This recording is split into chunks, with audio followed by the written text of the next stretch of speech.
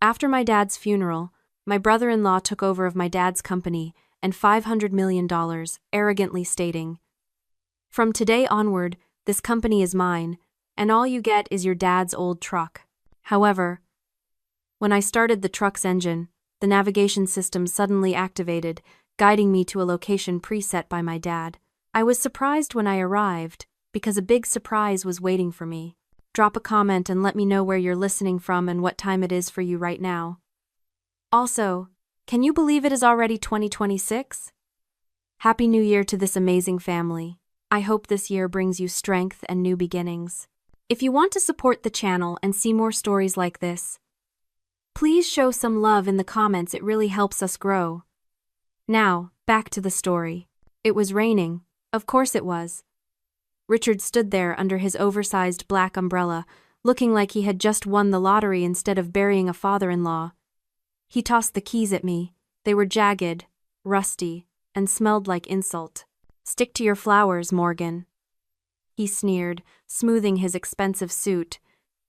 "Leave the business to the men." I didn't scream. I didn't cry. I just gripped the cold metal until it bit into my palm, turned my back on the empire I helped build, and climbed into the driver's seat. The van smelled like peppermint gum and stale tobacco. My father. It was a sensory ambush, hitting me the moment I pulled the door shut, sealing myself inside a metal box that felt more like a tomb than a vehicle. For a second, just a single heartbeat, my throat tightened. I wanted to lean my forehead against the steering wheel and let the grief wash over me. But then, I looked in the rearview mirror. Richard was still standing on the porch of the mansion that was now his, watching me leave. He was smiling. That smile evaporated my tears instantly. Grief was a luxury I could not afford. Rage was fuel, and I had a full tank. I turned the key. The engine sputtered, coughing like a dying man, before roaring to life with a defiant rattle. I shifted the heavy gear stick and drove, leaving the gravel driveway of the estate behind without looking back. "Stick to your flowers," he had said, as if nurturing something was a weakness, as if building something from the dirt up wasn't the hardest work in the world. For the last 3 years, while cancer ate my father from the inside out, I was the one changing IV bags. I was the one managing the morphine drips and holding his hand when the pain made him forget his own name. Where was Richard? He was on the golf course. He was networking. He was managing the company into stagnation while waiting for the old man to die. Richard thought my father was too sick to notice the neglect. He thought the morphine had blinded him, but my father saw everything. He saw who was holding the bucket, and he saw who was holding the checkbook. As the iron gates of the estate faded into the distance, my thoughts shifted to Samantha. My sister. She had stood right next to Richard as he humiliated me. She hadn't said a word. She hadn't even looked at me. A few years ago, that silence would have broken my heart. I would have called her cruel. But as I drove down the winding coastal road, I realized something colder. Something clinical. Samantha wasn't mean. She was broken. Richard hadn't just taken over the company. He had colonized her mind.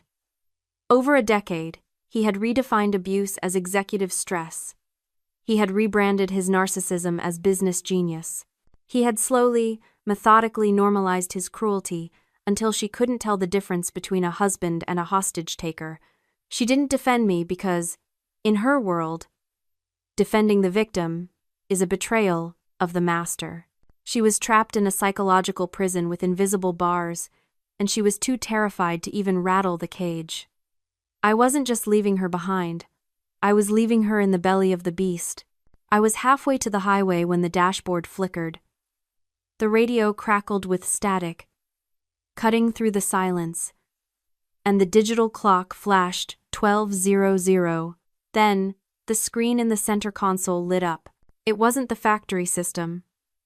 It was a modern GPS unit, retrofitted clumsily into the plastic. It beeped once, loud and sharp.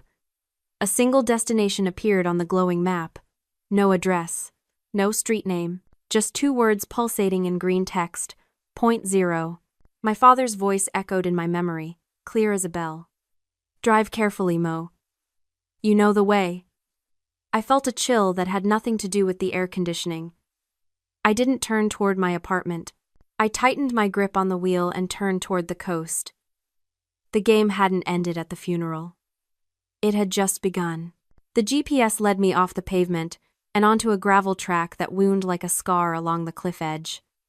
The ocean churned below, gray and violent, matching the storm brewing in my chest. Point Zero wasn't a bank. It wasn't a lawyer's office. It was the Old Light, a decommissioned lighthouse warehouse where my father had parked his very first truck 40 years ago. It sat on a desolate stretch of headland. The paint peeling. The Titan Logistics logo faded to a ghost on the corrugated metal. To the world, it was a ruin. To Richard, it was probably just another asset to liquidate. But as I pulled the van up to the rusted bay doors, I realized it was the only place Richard never visited. It was too dirty. Too real. I killed the engine. The silence was heavy, broken only by the wind whistling through the cracks in the siding. I grabbed the flashlight from the glove box and stepped out. The key Richard had thrown at me didn't just fit the ignition. There was a second, smaller key on the ring. It slid into the padlock on the warehouse door with a satisfying click. I pushed the heavy steel door open, bracing myself for the smell of abandonment. Instead, I smelled Earl Grey tea. My mother was sitting at a folding table in the center of the vast, empty space. A single industrial work lamp was on, casting long shadows against the walls. Susan, who had spent the entire funeral trembling like a leaf, clutching a handkerchief and leaning on Richard for support, was now sitting with her back straight, reading a file. She looked up as I entered. Her eyes were dry. Her hands were steady. "Close the door, Morgan," she said. Her voice didn't waver. It was the voice of the woman who had balanced the books when this company was nothing but 2 trucks and a dream. I stood frozen. "Mom, what are you doing here?" I asked. "Richard thinks you're at the estate." Sedated. She closed the file and gestured to the heavy, fireproof safe sitting on the floor beside her. "Richard thinks what we want him to think," she replied calmly.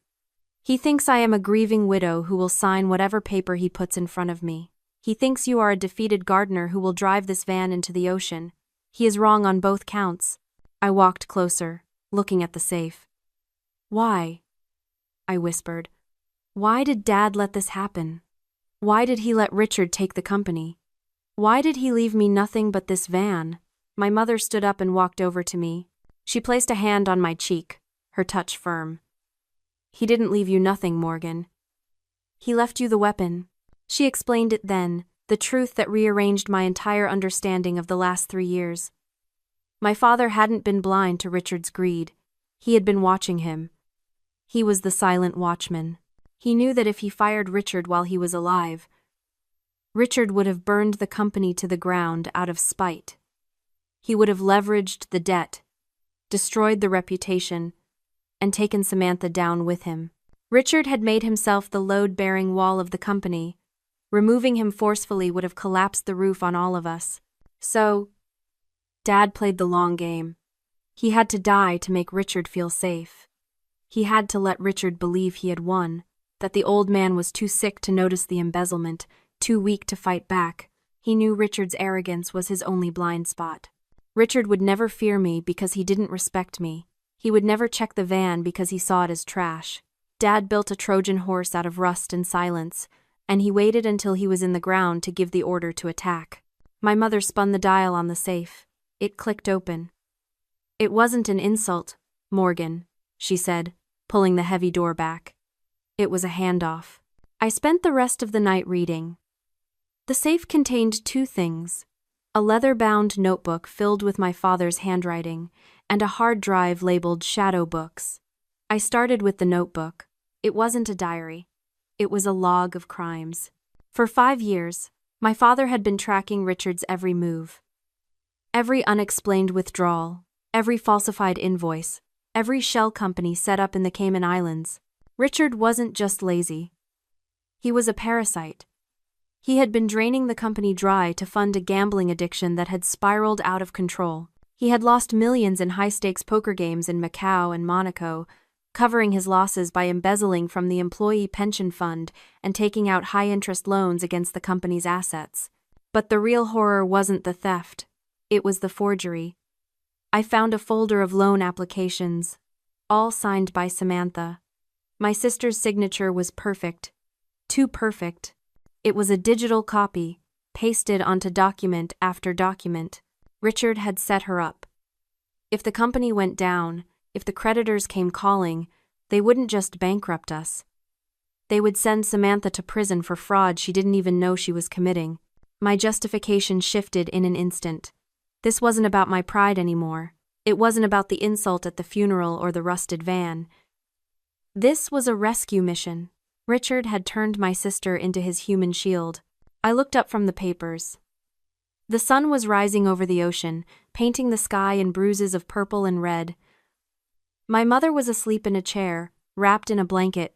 She looked peaceful for the first time in years, unburdened by the secret she had kept to protect us. I walked to the window. Outside, the rusted van sat in the tall grass, catching the first light. It looked sturdy, unpretentious, dangerous. Richard saw a gardener when he looked at me.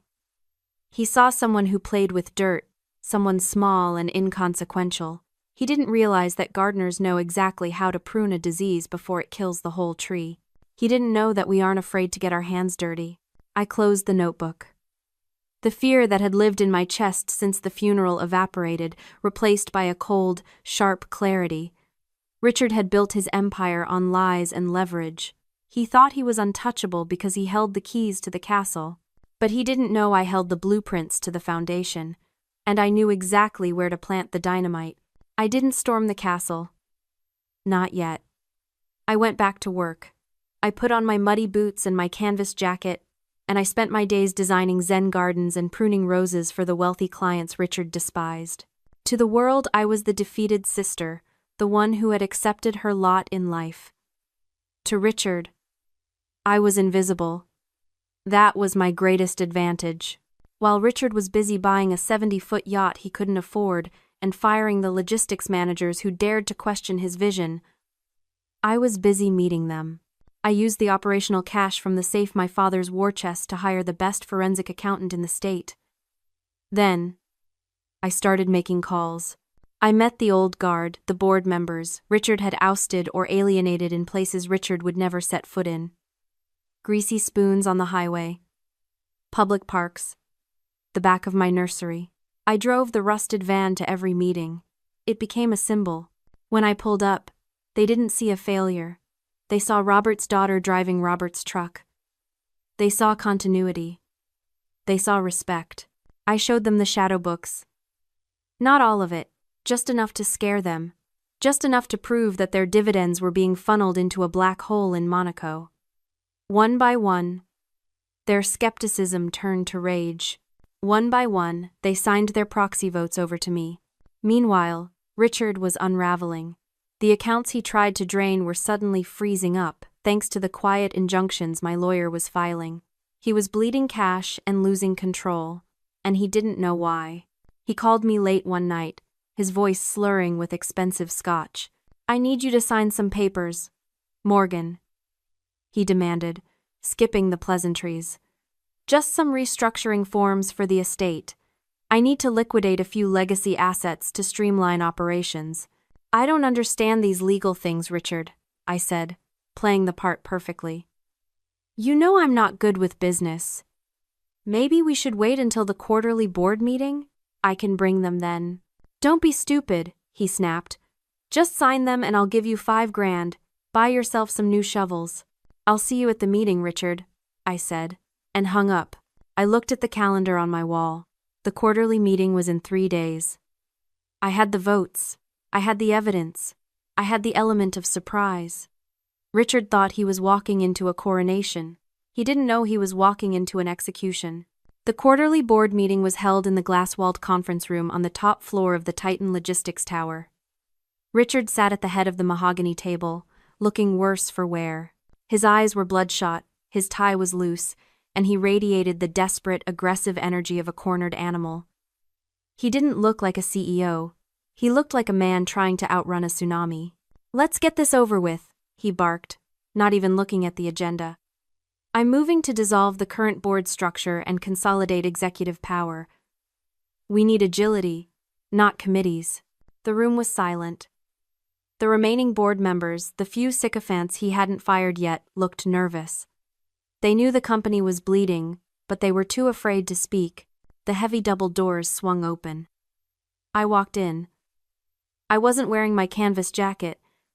I was wearing a tailored navy suit that cost more than Richard's yacht deposit. Behind me walked two men, Arthur Sterling, the forensic accountant, and Detective Miller from the fraud squad. Richard looked up, confused. Then he laughed, a brittle, nervous sound. "What is this? Bring your daughter to work day? Go back to your flowers, Morgan. The adults are talking." I didn't say a word. I walked to the front of the room, plugged my laptop into the presentation system, and projected a single image onto the massive screen behind Richard. It wasn't a graph.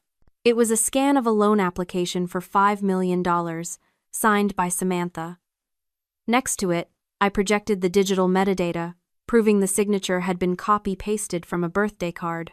"I'm not here to talk about flowers, Richard," I said, my voice calm and carrying to every corner of the room.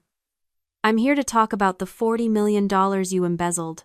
Richard's face went white. Then, red. He stood up so fast his chair tipped over.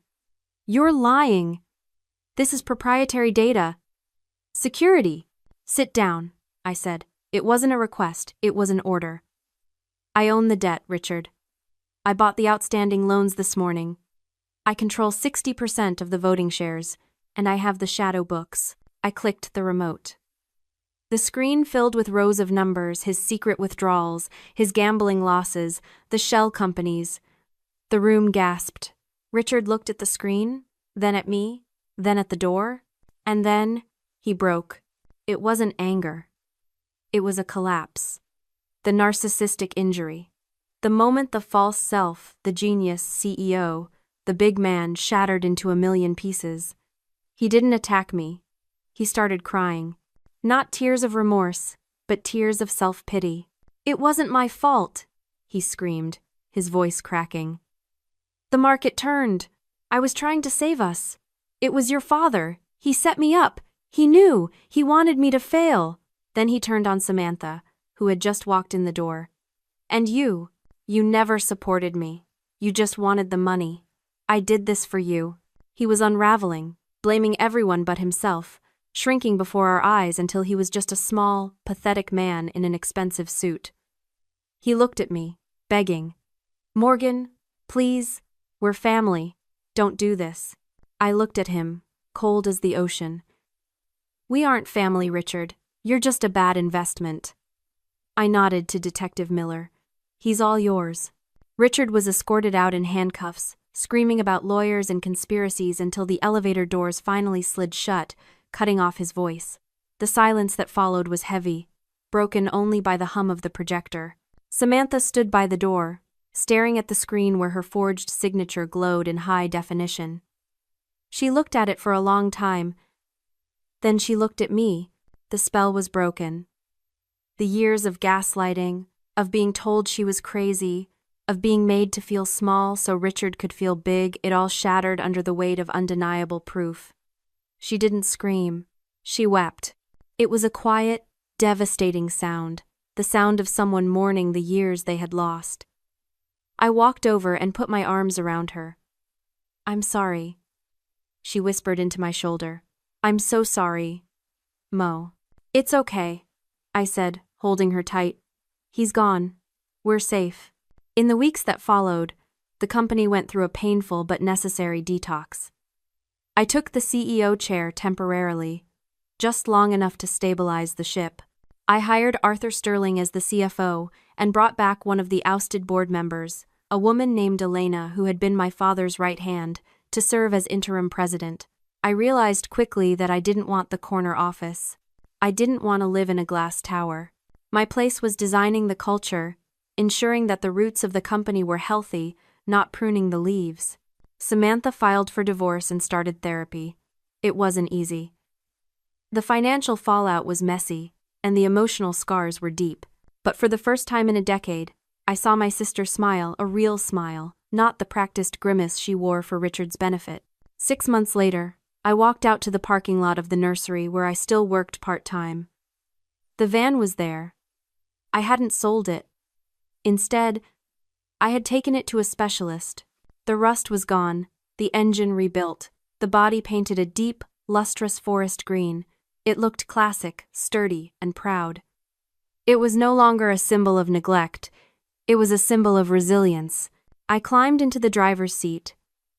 It still smelled like peppermint gum, but the stale tobacco scent was gone, replaced by fresh leather and sage. I opened the glove box and pulled out an old cassette tape I had found under the seat during the restoration. It was labeled Road Trip Mix 98. I pushed it into the deck. There was a moment of static, and then my father's voice filled the cab, recording over the beginning of a song. "Drive carefully, Mo. You know the way." I smiled, put the van in gear, and drove toward the coast. The sun was setting, painting the sky in gold and violet. I wasn't just a gardener anymore. I was the keeper of the legacy, and the harvest was finally in. Sometimes you have to play the long game to protect the people you love. Sometimes you have to let the weeds grow tall just so you can pull them out by the roots. If you believe truth always wins, share this story.